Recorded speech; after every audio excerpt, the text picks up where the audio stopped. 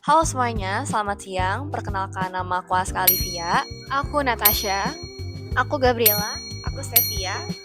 Jadi pada hari ini kita mau ngebahas sedikit tentang dunia marketing communication. Nah, kebetulan hari ini kita juga udah kedatangan narasumber yang emang udah berpengalaman di bidang ini lumayan lama. Jadi mari langsung kita sambut. Halo. Ya, halo. Mungkin sebelum masuk ke pertanyaan-pertanyaan selanjutnya, mungkin boleh dulu diperkenalkan dirinya, terus dijelasin juga sedikit background sebelum masuk ke kerjaan yang sekarang. Halo guys. Jadi nama gue Narswara Diwadana. Saat ini usia gue 33 tahun. Gue punya pengalaman lebih dari hampir 11 tahun di dunia markom, baik itu markom digital ataupun markom event. Saat ini gue kerja sebagai sales event manager di salah satu agensi lumayan terkenal di Indonesia, namanya Dem Inc. Itu undernya Daniel Mananta, selaku owner kita. Karena kebetulan ini gue tuh baru ya guys ya, gue masih baru 6 bulan gue kerja di sini, tapi pengalaman sebelumnya itu gue lebih banyak sebagai markom di MNC Group. Itu saat itu terakhir itu gue di RCTI Plus, gue menjabat sebagai General Manager untuk markom dan activation. Sebelumnya gue di RCTI Plus, gue sempat jadi manajer juga di RCTI Plus untuk markom dan activation, sempat jadi supervisor juga untuk kreatif event dan activation.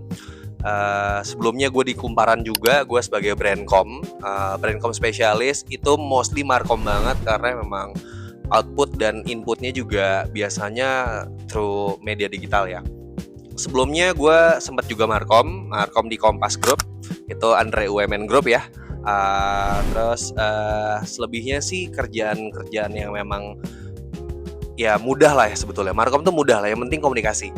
Baik itu komunikasi secara langsung maupun tidak langsung. Itu sih. Oke, tadi kan udah cerita sedikit tentang backgroundnya ya.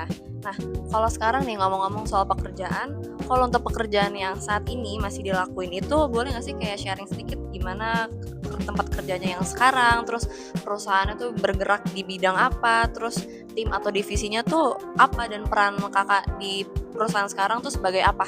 Thank you untuk pertanyaannya. Mungkin lebih kayak saat ini gue kerja di Dem Inc. sebagai sales event manager yang tadi udah gue sempat sampaikan. Company ini tuh lebih ke entertainment atau event organizer, agency base di Jakarta. Kantornya tuh di Tamrin, around Tamrin sama Tanah Abang. Terus mostly kita memang kerjaannya tuh lebih ke exhibition, ke activation, terus juga ke digital activation juga. Terus ada juga kita juga lebih banyak iklan lah ya, iklan kayak OHA, baliho dan lain-lain kayak gitu. Jadi mostly agency ini lebih ke event nasional, multinasional maupun internasional. Kita juga emang terbiasa lah ngurusin kayak gitu. Strukturnya di sini nggak terlalu kompleks sebesar corporate. Secara struktur kita punya komisaris, kita ada Daniel Mananta, ada Ibu Vena Kresnan, itu secara struktur. Di bawahnya itu langsung ada namanya direktur kita langsung, namanya Jess Kresnan, kebetulan itu anak dari owner.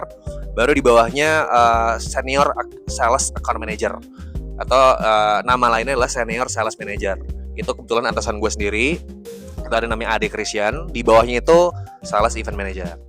Nah itu ada gue. Di bawahnya itu adalah PO, project officer. Project officer itu biasanya lebih nge-assist si kerjaannya sales event manager. Di bawah PO itu biasanya PO akan ngurus nih, misalnya kebutuhannya apa. Gue butuh venue, PO nyari. Gue butuh usher, SPG, PO nyari. Gue butuh 3D, 2D segala macam, PO yang akan ngurus, nge-handle buat request design ke anak-anak kreatif, 3D, 2D planner. Tapi biasanya buat kayak kita mau pitching nih, kita mau bikin project sama brand lain gitu ya. Misalkan brand yang emang saat ini kita lagi ada in charge selama setahun penuh, itu ada BYD Indonesia. Kebetulan juga saat ini gue lagi ngurusin namanya Tech Culture Fest dari BYD Indonesia. Itu roadshow 8 kota. Besok gue ke Medan, minggu depan gue harus ke Semarang, minggu depannya lagi gue harus ke Surabaya, minggu depannya lagi gue harus ke Bandung. Seterusnya sampai bulan Agustus. Itu baru satu campaign sama BYD. ada campaign airport, ada campaign Java Jazz, ada campaign mall to mall, ada campaign World Beach Games, itu ada. Jadi brandnya BYD, eventnya banyak banget. CSR pun ada. Jadi itu baru satu brand. Ada brand lain, ada Cherry Group ada Jayco, ada Cherry, ada ini. Dan itu biasanya dipegang sama satu sales event. Atau kita nyebutnya kalau dalam dunia digital tim account. Aku tuh tim account kayak gitu. Jadi sebetulnya Markom juga, cuman lebih ke marketingnya. Kalau di bawahnya ada lagi gitu. Oke teman-teman, jadi kita udah denger tadi banyak banget ya pengalaman Kak Nares tadi udah banyak banget, baik udah pernah di stasiun TV juga ya kayak udah banyak banget ya teman-teman pengalaman. Tapi kita sekarang mau nanya nih, kira-kira hard skill dan soft skill apa sih yang kita butuhin buat dapet di jabatan seperti Kak Nares sekarang? Kalau mau dapetin hard skill atau soft skill ya, lebih kayak kalau hard skill tuh lebih banyakin skill-skill yang emang up to date gitu ya. Terus kalau apa sih sekarang kayak aplikasi-aplikasi apa sih yang emang bisa kalian pelajarin, kayak ada CapCut, ada ini gitu. Semua harus bisa.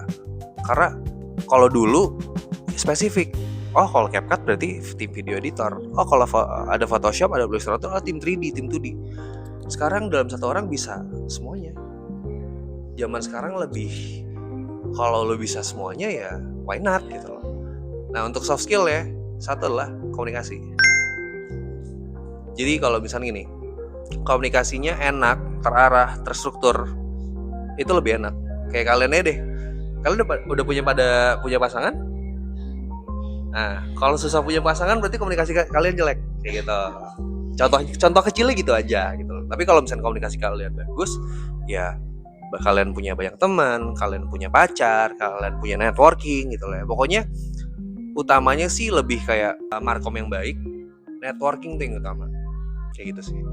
Kuncinya kan di komunikasi dan networking, terus kita juga harus bisa, kalau bisa ngedit itu salah satu skill yang berguna banget di zaman sekarang. Nah, ya betul. Nah, kalau dalam 1 tahun terakhir nih Kak, gimana sih peran komunikasi pemasaran di perusahaan Kakak sekarang?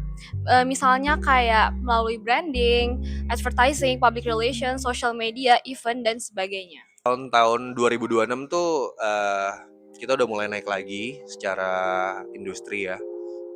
Kalau tahun-tahun sebelumnya kayak 2025 pas Covid gitu ya, kayak 2022 itu hancur banget. Masanya Markom itu menurut saya tuh untuk offline ya, offline marketingnya itu before Covid. Tapi untuk masa kemasannya digital Markom pas Covid bagus banget, sangat bagus. Cuman ya offline nggak kelihatan aja. Kayak gitu sih. Kan ya dari aku kan tadi kakak bahas kalau misalnya kakak itu ada di bidang event manager ya. Nah terus bisa dijelasin nggak nih secara detail gimana sih bisa ada di titik itu tuh caranya gimana? Titik sekarang biasanya pekerja freelance itu, kalau misalnya kalian suka freelance ya, bukan sebagai SPG ya, pekerja yang emang suka ikutin eventnya event kampus, konser, event exhibition, activation, itu all of them tuh sama event semua. Kalau kalian sudah terbiasa ke sana, biasanya kalian akan dilihat nih sama AO, sama agency. Oh, ini anak bisa kerja. Ini anak nih bisa next step nih. Biasanya kita juga nyari orang-orang kandidat seperti itu. Tapi ada 2 tipe kandidat. Kandidat yang memang dari nol naik ke atas step by step, atau pro hire. Kebetulan aku pro hire karena basic aku bukan di agency, basic aku di media. Aku juga dulu step by step, tapi aku lebih ke loncat dari perusahaan lain ke perusahaan lain. Aku kayak dulu di Kompas, aku tuh activation officer. Namanya activation, sebetulnya lebih ke tim produksian. Tim produksian tuh kayak lebih banyak detail produksian, budgeting, terus nanti aku yang jalanin di lapangan. Activation. Dari activation naik nih next step ke brandcom. Brand komunikasi, brandcom spesialis lah di Kumparan. Itu markom banget kenapa? Lebih banyak kita ngurusin program-program internalnya Kumparan. Selain, jadi gini, di Kumparan tuh ada 2 program. Program internal yang memang kita buat untuk khalayak, untuk masyarakat, sama program memang ada brand dari brand lain. Misalkan Kumparan X Daihatsu, nah itu brand activation namanya. Kalau Kumparan jadi misalnya gini, Kumparan dengan Dukcapil Indonesia membuat bla bla bla bla bla bla. Itu program internal. kerjaannya ngapain? Kita harus cek headline-nya, cek visualnya seperti apa, cek tanya nih narasumbernya gimana. Oh, kita ada ini nggak sih tema baru apa nih untuk minggu depan? Karena biasanya dia itu fast moving banget, sangat fast moving. Hari ini beres, belum tentu besok beres. Kita harus dapetin caption yang harus seperti apa. Terus nanti postnya baiknya jam berapa ya? Itu saling sinkron lah kayak gitu. Iya, berhubungan semuanya. Jadi baik itu visual, message, terus juga caption, terus juga jamnya itu sangat berhubungan. Nanti dicek kalau misalnya masuk ke sosial media, reach-nya sesuai nggak, engagement-nya sesuai apa nggak, viewersnya siapa, targetnya gimana. Itu Brandcom. Brandcom lebih ke digital, tapi harus bisa offline juga. Nah, aku dari Brandcom pindah nih ke MNC Group. Dari step bawah juga naik supervisor level. Supervisor level di MNC itu ada 2 tipe kita nyebutnya itu event specialist sama marketing specialist. Ada 2. Aku kebetulan ngambilnya event karena emang basicku itu lebih ke event. Di sini aku jadi planner.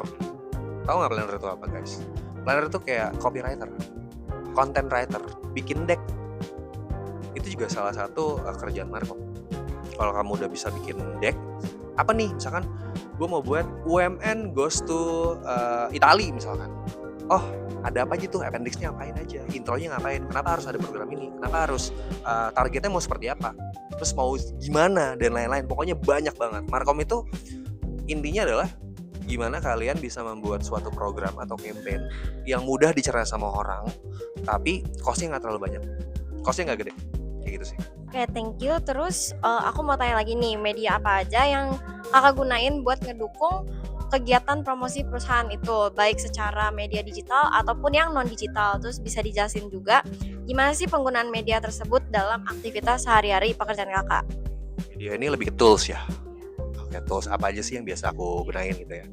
Tools yang biasa aku gunain sih mostly kalau misalkan di agency kita biasanya spreadsheet gitu ya, kayak semacam Excel-nya gitu ya, atau slides, terus kayak ya masih basic lah, masih basic yang hampir mungkin kalian juga akan pakai juga.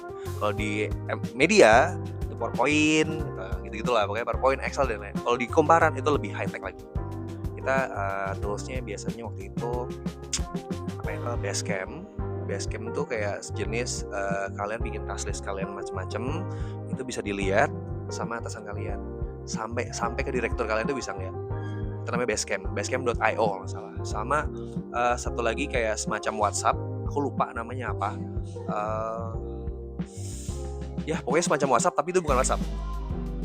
Ya gitulah pokoknya. Itu tools kan. Nah, sudah paling sisanya kayak Drive, AI dan lain-lain itu perlu banget sekarang. Itu buat menunjang kerjaan kalian juga. Premium Canva, premium ChatGPT atau DeepSeek dan lain-lain itu kepake banget sekarang. Kalau nggak ada itu, ya mati kutu. Nah kakak, aku mau nanya sebelumnya, kakak itu sempat kuliah kan? Nah itu kakak lulusan di mana ya kakak? Jujur, aku kuliah sama kerjaan nggak relate sama sekali. Aku dulu kuliah di Universitas Budi Luhur, jurusan desain komunikasi visual. Ke graphics design, aku juga untuk penjurusannya lebih ke animator. Nah, tapi karena saat itu di 2014-2015, aku melihat perkembangan desain di Indonesia itu nggak dihargain sama sekali. Jadi, capek lah, mendingan jadi sales aja. Jadinya aku cobalah jadi sales mobil saat itu. Tapi ternyata industrinya saat itu otomotif tuh belum begitu bagus. Terus aku juga nggak terlalu in-charge banget karena aku biasanya kan anak desain, tiba-tiba jadi sales agak puyeng. Akhirnya aku coba jadi Markom. Ternyata Markom tuh relate karena apa? Aku melihatnya adalah kenapa masih relate? Karena di sini aku harus belajar ada brand guideline, brand visual dan lain-lain, itu masih relate. Aku masih bisa jual gitu. Kok kakak anak desain tapi kok bawel banget? Kebetulan emang bawel. Harusnya aku cocoknya jadi anak PR kayak kalian kan? Gitu. Paling gitu sih. Kayak menurut kakak itu untuk kayak tugas, proyek, organisasi dulu yang kakak ikutin selama kuliah di Budi Luhur itu berarti kira-kira tuh kepake gak ya untuk di posisi kakak yang sekarang gitu? Kalau dari pelajaran-pelajaran yang biasa-biasa aja gitu ya, masih teori itu kepake. Tapi kalau untuk praktek kayaknya enggak. Tapi setidaknya background aku grafis, aku masih bisa ngarahin tim grafis. lebih kayak kayaknya kalau misalnya komposisi visualnya kayak gini jelek deh, ini baiknya begini. Kita paham lah ilmunya. Apalagi kalau misalnya kamu tuh dari bawah mulainya. Secara production kayaknya produksiannya jangan yang kayak gini deh, jangan pakai yang rigging begini, pakai ukurannya seperti ini, begini. Kita tahu, paham kenapa harus naik step by step, baik produksian, secara konten, secara plannernya, secara budgeting, semua harus paham dalam satu otak yang sama. Biar apa? Biar kamu nggak stagnan cuma di posisi itu aja. Kalian harus upgrade dari kalian, harus naik step. Mau dong jadi direktur, pengen dong jadi owner sebuah agensi kreatif gitu kan. Kalian harus tahu semuanya. Kalau misalnya kalian nggak tahu semua, kalian ya udah mandek aja di sana. Kasarnya kalian cuma bisa dapat Vario nih 125, nggak bisa dapetin Cyber 1000 gitu. Simpelnya gitu. Baik, aku mau nanya lagi nih Kak. Kira-kira menurut Kakak itu gimana sih prospek untuk kerja di bidang Kakak sekarang selama 5 sampai kurang lebih 10 tahun ke depan gitu? Karena kan ada perubahan tren gitu. Jadi kira-kira atau ada nggak sih kayak skill tertentu yang harus disiapin untuk mahasiswa biar dia tuh bisa masuk siap gitu di dalam dunia pekerjaan gitu Kak? Siapin mental sih, itu doang. Siapin mental. Kalau kalian nggak bisa, pokoknya gini, jangan terlalu banyak berharap, apalagi kalian masih lulus. Banyakin pengalaman portfolio freelance, nggak apa-apa nggak dibayar. Setidaknya ketika kalian dapat perusahaan yang well gitu, yang secara perusahaan bagus banget, kalian tuh punya pengalaman yang emang udah terbiasa gitu. Terus sama kalau disuruh atasan, manggut aja udah. Karena kasarnya kalian masih di bawah nih, masih entry level. Jangan terlalu banyak nuntut nanti kalau udah sampai medium level, udah mid tier tuh baru deh kalian nuntut banyak gitu. Kalian bisa apa? Kalau misalnya belum bisa sama sekali, nggak usah macam-macam, ikutin jalurnya aja. Tapi kalian juga harus bisa nge-fight gitu atas kualitas diri kalian juga. Baik, terima kasih banget Kak pejangannya. Oke guys, itu aja perbincangan singkat kita tentang perbincangan Markom dengan Kanares yang udah lama banget di bidang Markom ini. Walaupun dulunya anak DKV tapi bisa banget untuk lintas jurusan ke marketing communication. Jadi sekian dari kelompok kami dan terima kasih banyak sama Kanares yang udah meluangkan waktunya untuk ngobrol-ngobrol bentar sama kita. See you on the next video. Bye-bye.